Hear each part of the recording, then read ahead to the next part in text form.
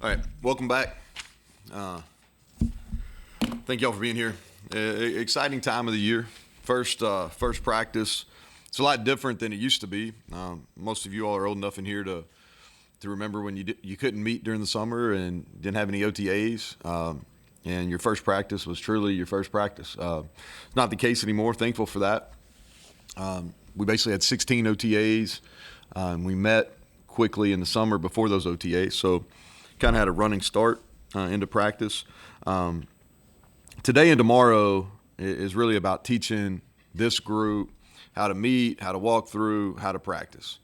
And then making sure we know our signals, our alignments, our assignments, and more mental days than anything. It's hard to really evaluate guys when we're just in helmets.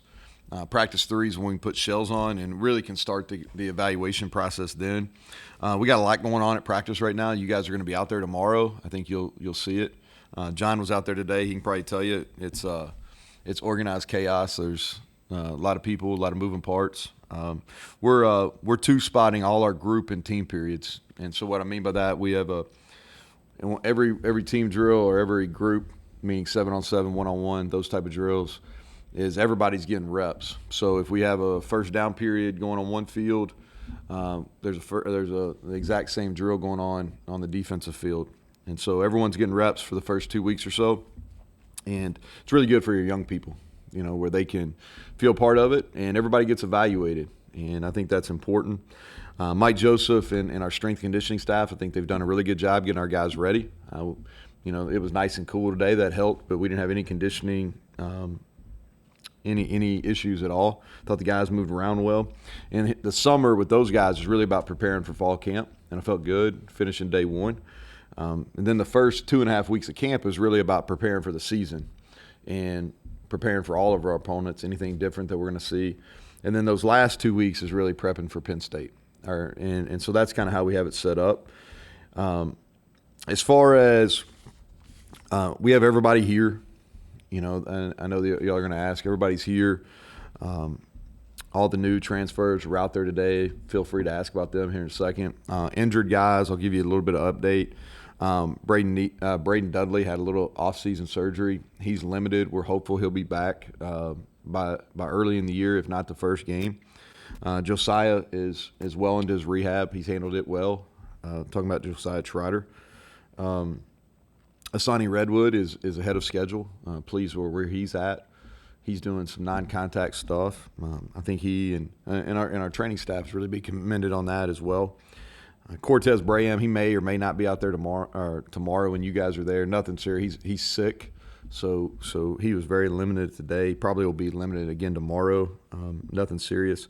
Davis continues to come back from his surgery that he got at the end of last year. And so he's out there, limited, not full go yet. Zach Frazier was a full participant. And so if there's anybody else that y'all want to know about, ask. But with that, I'll take questions. Greg? So you said everybody's here that you expected, newcomers. Just numbers, you're allowed 110 now? Do you have all that filled? Well, you're really allowed up to 120. 120, okay. Yeah, and so they changed that rule, which was a real positive rule. It's a emergency waiver, but most people's Title IX numbers is right around 120. So our roster size is really determined by Title IX, and so for us it's 120. And in the past, it used to be you had 105 in camp, and then it got expanded to 110. But you still had to tell 10 kids because everybody's here in the summer. This is a year-round deal. Walk-on scholarship, it's a year-round deal. So you used to have to tell, anywhere from 5 to 10 kids they couldn't come to camp, and that's not the case anymore. And that passed 2 or 3 weeks ago, which is, I think that's a positive move. So the walk-on kids you've just added, most of those are just getting here now? No, so we've got about 4 or 5 that'll be here when school starts, and the rest of them have been here since our second summer session, which was the last week of June. Okay. So Traylon Ray and a high percentage of our walk-ons came in the second summer session. So I think it was, last week of June, right after our last 7-on-7 camp. Feel about good about the numbers you've got at all your position groups. Noticed you got 7 tight ends out there, which is more than normal. Pretty happy with what you got number Yeah, wise? our depth is better. We need some walk-on O linemen. We've lost a few of those guys, so we've got enough scholarship, but I'd like to have a few more walk-on offensive linemen.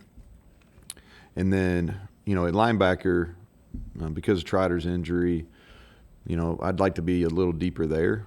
But I think if you look, not that we wouldn't like to be better at some spots. I think everybody would. But from a numbers perspective, we can go out there and practice like you saw today and have 2 full units where everybody's getting work and the competition's still good enough. Not throwing your guys out throwing. You got enough guys. Yeah, we got enough guys to rotate. Absolutely. Bob? Yeah, each team has a personality of its own. How long does it take to develop that, and what goes into creating it? Well, I think it starts kind of January, and then the way the rules work now, because in January you've got I don't want to put percentage. Let's just say 60%. And then you start the summer and you've got about 90% of your guys, and then once fall camp starts, you're closer to 100. And so I think the personality really starts in January, and then it carries and kind of builds through the summer, and then during your first 2 weeks of camp, I think it's kind of solidified. And then when you get in the season, it's how you handle your first big piece of adversity. I like this. This team's got a kind of a youthful energy about it. They're excited. They're a confident group. They're a group that is really hungry right now, has a chip on their shoulder. They're fun to coach. And so, but I think it's too early. I want to see how we handle. Today we're in shoulder pad. We're in helmets. It's 75 degrees. It's kind of all purple skies and butterflies. So we'll see how it goes once it gets a little warmer and there's some contact. You mentioned adding speed at wide receiver a few times. How do you feel about what you did in that department? Have you noticed, that on fit? Yeah, I think everybody's really kind of underselling our receiver crew a little bit, and I get it, because if you look at it, the old way of doing things when you looked at, kind of preseason stuff is you look at returning production, but the only returning production people count is returning production on your team. And so we lost a high percentage. Bryce and Sam were very productive the last couple of years as far as number of catches and those type of things. So I get why people are maybe underselling, but I really like what we've done. It's the most versatile group we have. We catch the ball better. Now we got to go do it in a game, but as far as just catching the football and being pure pass catchers, we're at a higher level than we've been. I like the mix up. I kind of use it. I've used that basketball reference a couple times talking about them. We've got guys that aren't similar. I think that you just think about, like, Devin Carter's a big, strong guy. E.J. Horton is an extremely fast guy. Jay-Sean Polk is fast. Cortez Bram is a physical guy. You got Preston Fox, who's very shifty. And then you got Noah Massey, who we added, who's just a big human that's playing slot receiver. And so I like the different body types we have. I like the different styles. In this first 2 weeks of camp, we got to figure out their strengths and how we use them the best. And that's on us as coaches. But I like the guys, and I like the mix of what their skill set is. Defensively, you mentioned, and Coach Leslie talked about getting back to the basics, things like that. Is the plan similar? Is it advancing? Like, what have you seen in terms of that now? Because that was a long time ago. Mm-hmm. You've seen that. What have you seen from getting back to the basics with the defense? What do you like about what you've added to fit into that? And then as much as the plan you can give, I guess. Yeah, no, I think that we went back and really the process during the offseason, talking about December and January offseason, is really analyzing what our issues were. And so for us, a big part of that was simplifying, is improving our tackling ability, and just fundamental football. And we're really sticking to that. I think the thing that's easy to do from a coaching perspective is you get into camp and you have your install set, and then you want to start to do a little bit more. And that's what we've got to be really careful about, because we've got guys that our team speed is the best we've had. And so I want our guys to play fast. And we're really focused on our alignments, making sure we can get aligned, our effort to the ball, and then being physical at the point of contact, whether that's shedding blocks or making tackles on the ball. And, we'll mix it up on third downs, but, in our base defense on normal down and distance in the open field, we want to get lined and continue to be simple. You talked about it down at media days. Can you go into the play calling decision? Yeah, I just think it goes back to this is, made the decision of what we were going to do offensively, back during that December, January term. Chad's done a really good job as a coordinator, and he'll lead those. He's going to lead those unit meetings. He's kind of the voice in practice. But it goes down. This is going into year 9 for me as a head coach. And so one year didn't call the plays. The rest of them did. Now, Jared was very, very involved and called some games at the end of that 21 season. And so, but for the other 7 years as a head coach, I've always called it. And I think there's some real advantages of being able to do that as far as managing the game. Taking a step back and not doing it last year is not something I necessarily regret, because I think it was good for me from a growth standpoint. It's been beneficial as far as, because it really gave me some time to think about, okay, who do we need to be here for us to be successful offensively? What do my weeks and days look like as a play caller? And for me, it just came back like the most success I've had as a head coach is doing it. And the only reason I have this job in the first place is because I was a really good offense coordinator. And so I've got a really good room, and Chad and Reagan and Matt, those guys, we've played a lot of games together, and I think they're really bright. And we added some young energy and some, I think, great coaches, which, Bilal got recognized 30 under 30 yesterday, which I thought was a really good kind of feather in his cap. And so, but that's kind of all the items that went into it. Would Sean and Chad have any in-game? Oh, yeah, absolutely. Yeah, so like Sean will be up top, and he's always been, even with Graham last year, Graham really leaned on him as well, and we'll continue to do that. And Chad and Matt have had a lot of say in our run game, going back probably as far as 2 years ago, and so they'll continue to do that. I think a lot of it, like the actual in-game play calling, sometimes is a little bit overrated. It's more about getting your game plan set early in the week and being able to rep those plays and then having answers within the game. I think that's probably as much. And answers within the game a lot of times comes from those guys that aren't necessarily the play caller, because as a play caller you're thinking ahead, and then in between series those guys can really help you because they're not necessarily focused on the ball as much. They're looking at other things. But yeah, for sure, that's a long answer, but yes, they'll definitely have a say. Is it fair to say that? Say again. Parts of the field, certain situations. You guys No, share- yeah. So you're asking kind of how we did it. You're asking about not as much right now. Yeah, not as much. Just, is it fair to say that their role in terms of play calling in game could also develop as the season progresses? Yeah, I think that's fair.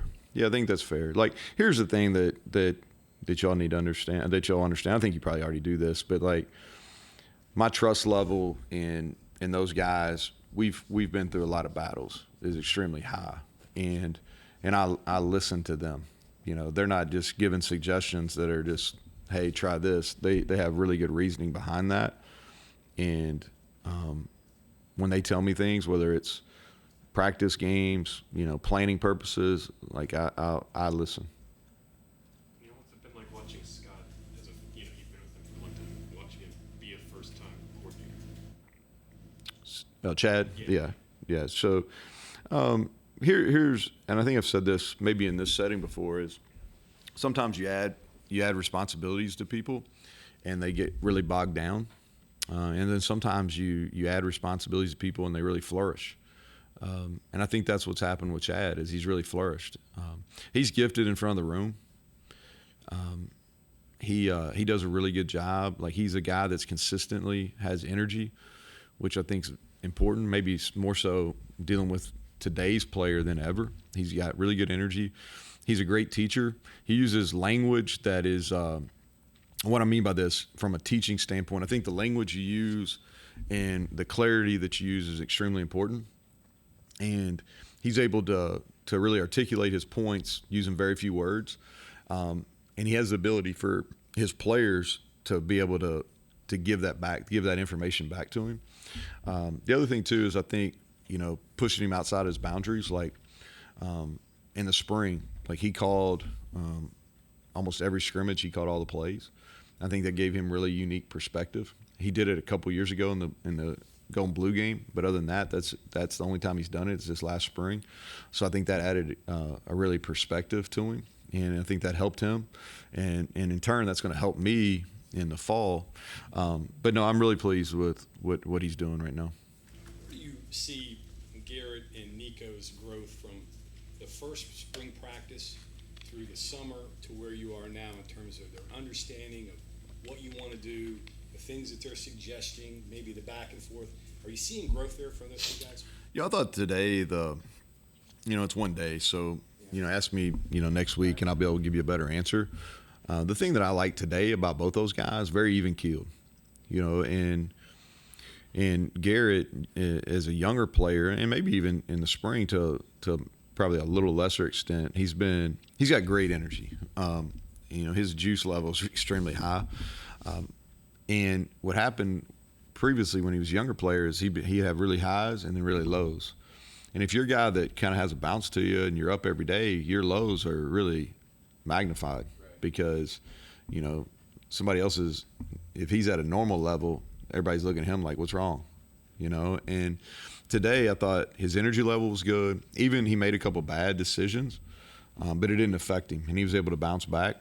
And the same with Nico. I think he's more comfortable. He's at ease, and both of them are competing for the job.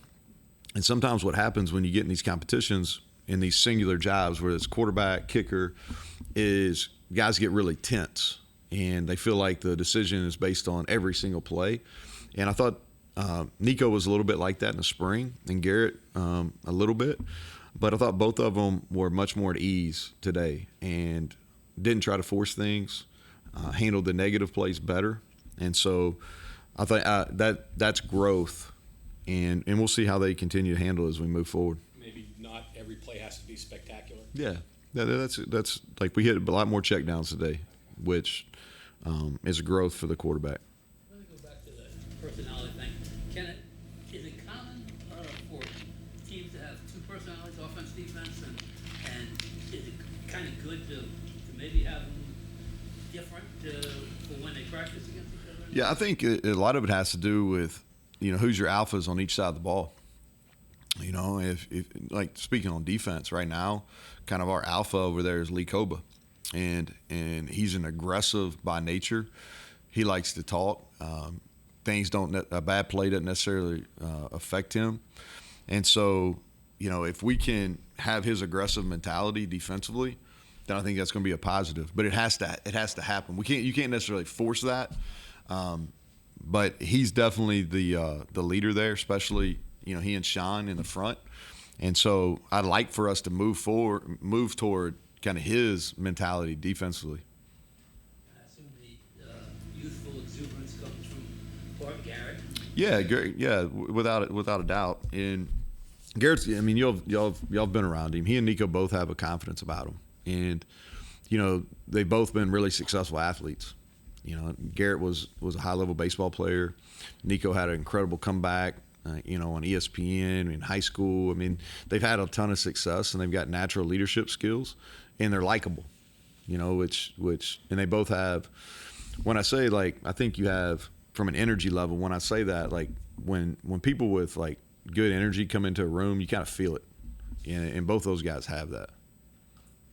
Transfers that just enrolled this summer, sort of in three groups: wide receiver, defensive back, and defensive line. One of those positions easier to catch up quickly without a spring behind them, and then is one just because of need more important for you to really step forward right away? Well, I think the guys that have played a lot of football, it's an easier transition. So even Tyron Bradley, who's making a big jump from FCS to Power 5, but he's played a lot of football. And so his transition, Beanie Bishop, who's really a 6-year guy, his transition because he's played and he's basically done this where you come in for a year. He did that last year at Minnesota. so he kind of understands, probably learned some lessons from that experience that he's carrying forward here. Anthony Wilson, he's played a ton of football. So there's transition. I think it's more the experience level of the player rather than the position. You need one of those groups to step forward just because Well, really, to be honest with you, all those guys we took in that May kind of transfer window, we need them to play. Like Tyron Bradley, I got him listed here. Tyron Bradley, he needs to push Jared Bartlett. We need to be able to play both of those guys at the same time. Beanie Bishop, we need experience, and he's got versatility. He can play inside and outside. Like, we need to get him ready to play. That's why we got him. Anthony Wilson, we need a safety with experience, and he's played a ton of football, and he's a good tackler. Tommy, we needed somebody that could play, that had length. And now he's a younger player. He only played in 4 games last year at Kentucky, and so maybe he's not as far along and from an experience standpoint, but he's talented and he's big, and we need him to be a factor. Fatorma, an older guy, was kind of a role player at Penn State. We needed him to increase his role here, and really push Hammond and Mike at that position. Noah Massey, last year guy. We wanted a guy that a big physical presence in the slot receiver. Right now we've got one really true receiving threat at tight end in Cole Taylor, and then we've got a couple young guys that maybe or maybe not going to be ready, so we wanted another kind of big body in the middle. So, like, he's got to be ready to play. E.J. Horton, he was just coming on at Marshall, right at the end of last year, and he's played, and so he's got a unique skill set and he can really run. And so he's going to get plenty of opportunities to go do it. And so, but all those guys that we took in that May block, man, we need them to play. That's why they're here. How do you feel about Will right now? Dick, Will linebacker. I think that's the question mark. I don't think that's something that we shy away from. Is we need to see. If you were going to ask me, like, defensively, what's the position that you're most intrigued by? Who's going to step up? Is it that Will linebacker spot? Like, we've got some candidates, but a lot of them haven't played. And so who's going to, over the next 2.5 weeks, who's going to show that they're ready? And to me, that's what this first 2.5 weeks of fall camp is. Like, the transfers, like, I want to see them and how they mesh and how they take to our systems. But I feel pretty good about those guys, getting them to a point where they're ready. What I'm really wanting to see is those guys that played for us last year but were maybe in lesser roles, or maybe they were really young. Like, I want to see how big a jump those guys are going to make, especially in the secondary. Jacoby Spells, Andrew Wilson-Lamp, Marcus Floyd going into year 2. I want to see those guys in the jump that they make from playing, kind of minor roles or lesser roles last year to now being pressed into duty, because that's what's going to make our football team. That's what's going to make our football team is the guys that make a jump from a year ago. Neal, general manager? Mm-hmm. You haven't really talked about that yet. New addition. I'm assuming that's something you probably wanted to add for various reasons. Necessity for you now? Yeah, well, Matt did a really good job. Matt Jansen did a really good job, and we wish him the best as he moves on. And I thought I'm proud of what we've been able to do in that department-wise. As far as just as college football has changed and evolved, I think we've our personnel department's really changed and evolved. Now we have truly a scouting department, and that's really focused on college scouting or the transfer portal window. And then we have high school recruiting that's obviously aimed at high school and junior college recruiting. And Matt's a big part of that, of growing that. And so now Drew comes, and he's a guy that got a ton of positive feedback on people that I trust. When we opened that position, it was non-negotiable. We wanted somebody with NFL experience. And he's got 18-plus years of NFL experience at both the regional and the advanced scouting levels. So we wanted to bring that NFL experience for multiple reasons. The first being instant credibility within our building, and being able to communicate with our staff and with our current roster what the NFL, what they're looking for, how they evaluate, what the individual player needs to do to continue to grow, to put themselves in a position to play in the National Football League.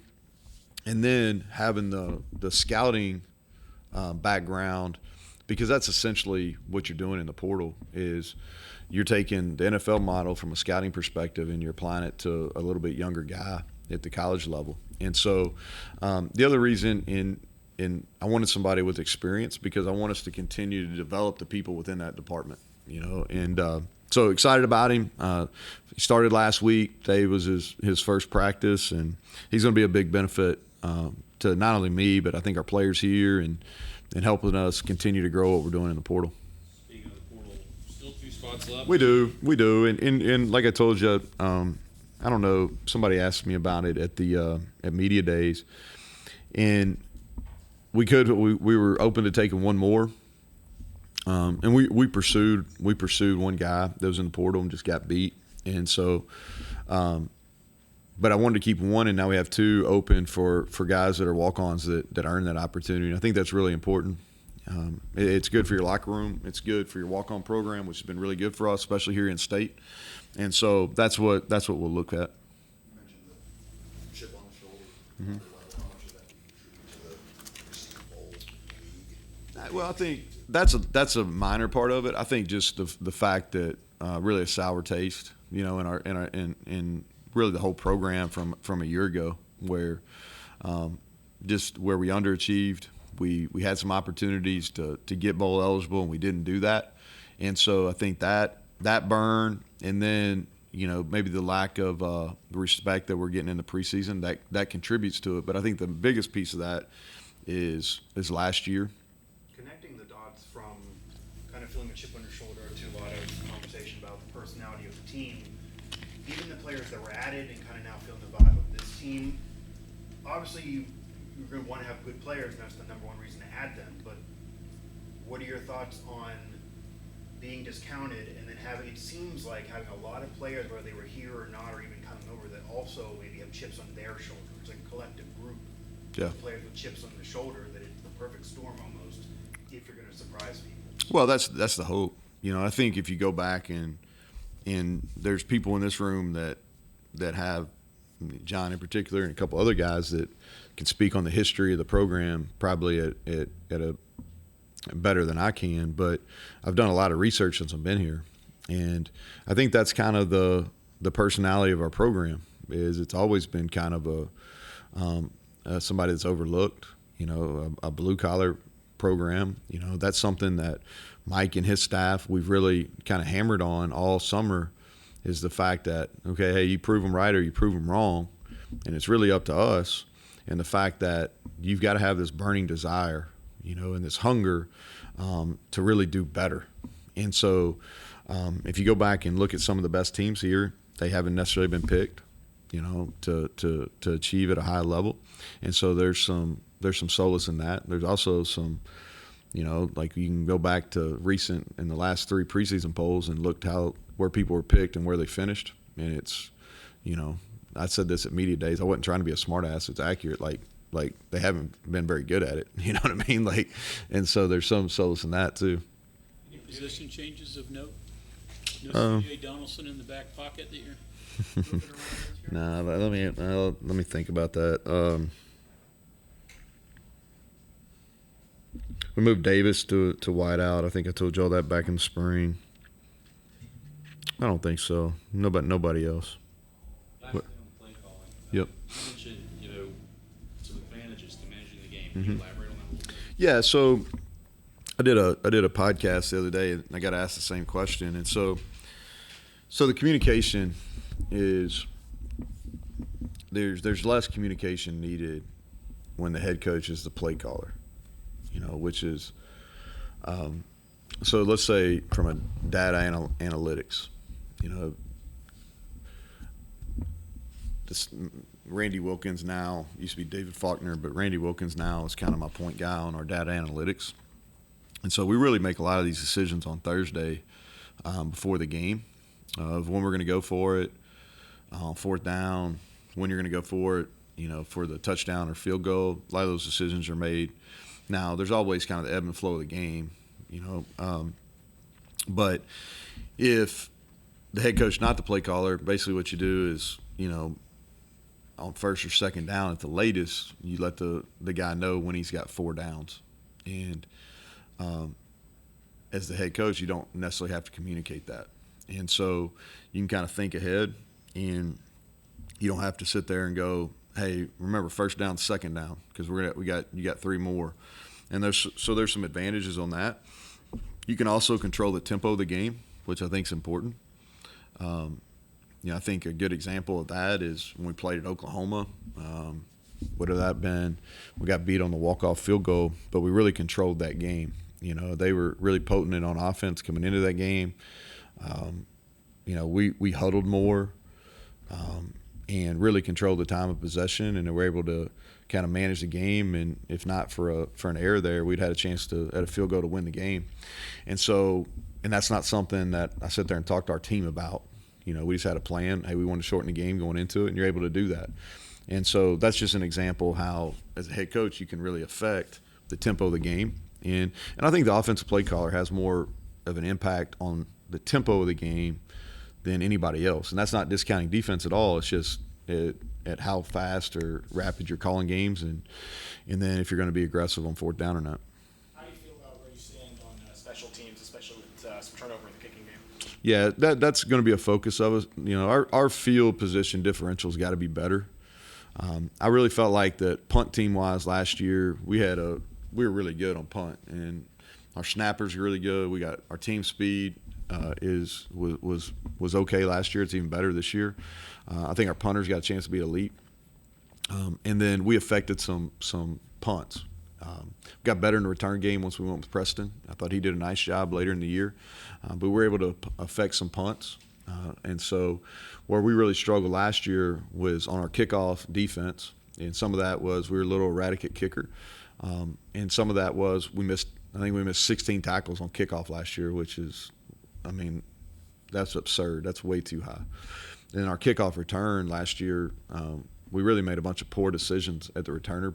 I think our average starting field position at kickoff return was on the 21-yard line, which give you an example, like I think Kansas State and maybe TCU is like the 28. That's a 7-yard difference. That's huge. And so our point of emphasis, we're going to continue to be really good at the punt game.